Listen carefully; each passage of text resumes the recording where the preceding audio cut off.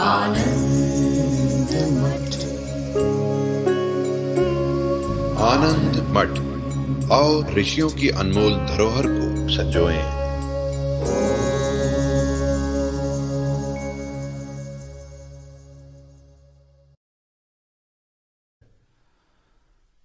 उप समीपवर्तिनी वस्तुनि आधीयते स्वधर्मान इति उपाधि।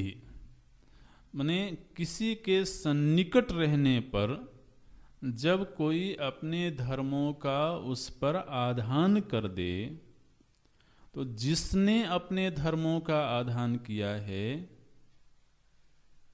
ये वाक्य ध्यान देना, जिसने अपने धर्मों का आधान किया है वह कहलाता है उपाधि, और जिस पर वो धर्म आरोपित हुआ वो कहलाता है उपहित। ठीक है, जिसके धर्म आरोपित हुए वह उपाधि, और जिस पर आरोपित हुए वह उपहित।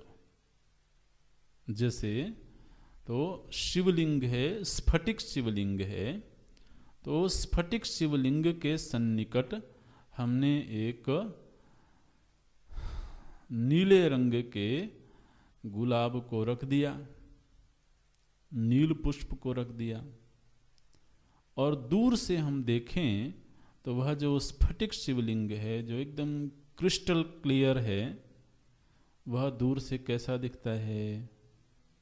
नीला दिखाई देता है ना? तो स्फटिक शिवलिंग और पुष्प दोनों सन्निकट आए।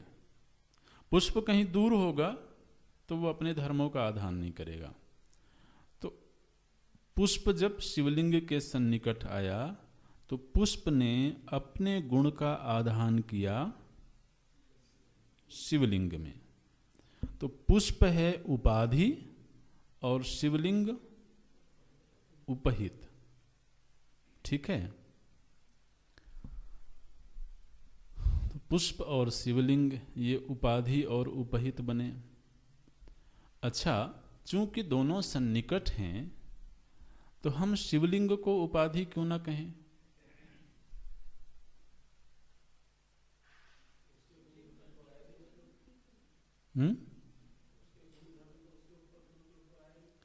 हाँ,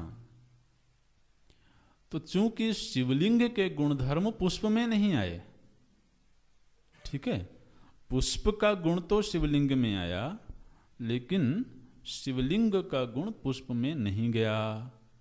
तो जिसके गुण आए वो बना उपाधि, और जिसमें वो गुण भासते हैं वो बना उपहित। ये शब्द ध्यान रखना, उपहित। हित माने होता है समीप में। जैसे लोग बोलते हैं सन्निहित, ये बोलते हैं बिल्कुल पास में हो कोई तो कहते हैं ये सन्निहित है। तो इसी तरह से उपहित शिवलिंग हुआ और उपाधि पुष्प हुआ। लेकिन कभी कभी शिवलिंग भी उपाधि बन जाता है। कब बन जाता है? जब आपने वहां से पुष्प को उठाया और उस पुष्प को आपने कहा कि ये प्रसाद है। ठीक, वो पुष्प था, साधारण पुष्प था, लेकिन अब वो साधारण पुष्प नहीं है, अब आप क्या कहते हो? ये प्रसाद है। तो पंडित जी ने वहां से पुष्प उठा करके आपको दे दिया। आप वही पुष्प लेकर के आए थे चढ़ाने के लिए, आप वो पुष्प लेकर के आए थे। तो जिस समय आप लेकर के आए थे उस समय आपके मन में वो पुष्प था, लेकिन उस पुष्प को शिवलिंग के पास रखा उन्होंने, या भगवान की प्रतिमा के पास में रखा उन्होंने, और रख करके पुनः उठा करके उन्होंने आपको दे दिया। अब वही पुष्प आपके हाथ में है जो पहले था, लेकिन अब आप क्या कह रहे हो, ये प्रसाद है। अरे भैया वो वही चीज है जो पहले था। इसी तरीके से आप चलो पुष्प है या मिष्ठान्न है, मिठाई का डिब्बा आप लेकर के गए और उन्होंने वहां पर रखा, थोड़ा सा जल घुमाया और फिर उसे डिब्बे को लेकर के आपको दे दिया। अब आप कहते हो कि ये मिठाई नहीं है, क्या है, प्रसाद है। तो जो पहले था वही अब भी है, लेकिन अब वहां पर मूर्ति के गुणों का आधान, भगवान के गुणों का आधान उसमें हो गया। अब वह पुष्प नहीं रहा, क्या हुआ, प्रसाद बन गया। हुआ ना। तो मूल, ये उपाधि और उपहित का मूल अर्थ समझना, जिसके सन्निकट में जाकर के हम अपने गुणों का उसमें आधान कर दें या वह अपने गुणों का हम में आधान कर दे। जब वह अपने गुणों का हमारे ऊपर आधान करेगा तो वह बनेगा उपाधि और मैं बनूंगा उपहित। और जब मैं अपने गुणों का उसमें आधान करूं तो मैं बनूंगा उपाधि और वो बनेगा उपहित। तो उपाधि और उपहित ये दोनों शब्द बिल्कुल स्पष्ट हो जाने चाहिए। ठीक है। अच्छा, अब ये बताइए कि क्या उस नीले पुष्प ने वाकई में स्फटिक शिवलिंग को नीला बनाया?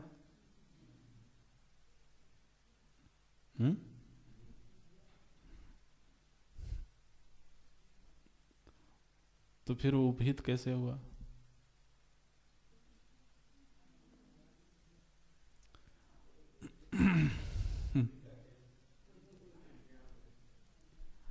उपाधि ने उपहित में अपने गुणों का आधान किया या गुणों का आधान हुआ है, ये हमें दिखा।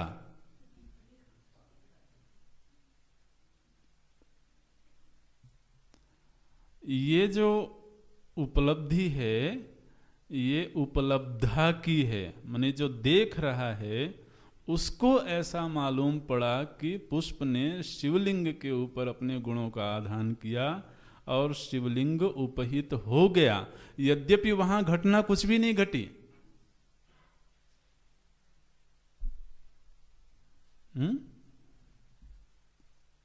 ये रहस्य समझ में आ रहा है? बस इस निर्णय के साथ में हम अभी कक्षा को पूरा करेंगे। जब ये कहा गया कि इस व्यष्टि अज्ञान ने चेतन के ऊपर उपाधि डाली, मतलब चेतन की उपाधि बना और चेतन जीव रूप में प्राप्त हो गया, तो जिस समय पर वह चेतन जीव रूप में प्राप्त हो रहा है उस समय पर भी चेतन केवल चेतन है।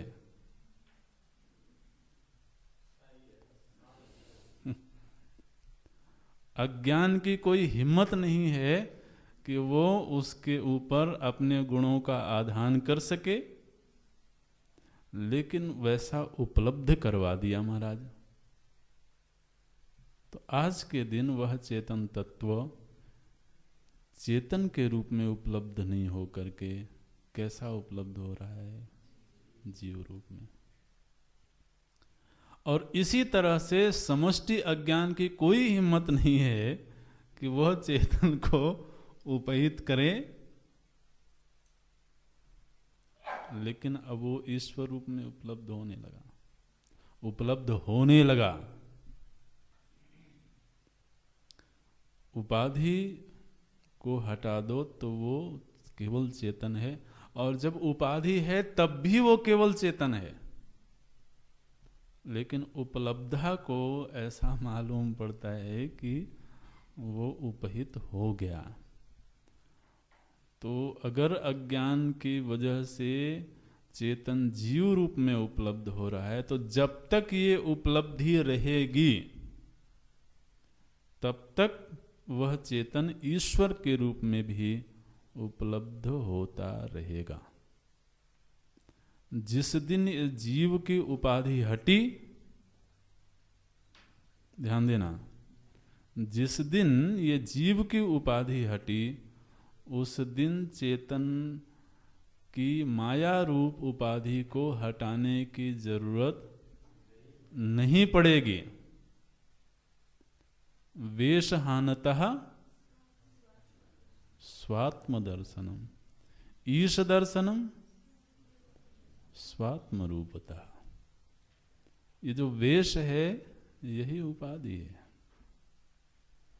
तो जीव को ईश्वर की उपाधि हटाने की आवश्यकता नहीं है, उसको केवल अपनी उपाधि हटाने की आवश्यकता है। अपनी उपाधि हटते ही वो फिर केवल चित तत्व मात्र है।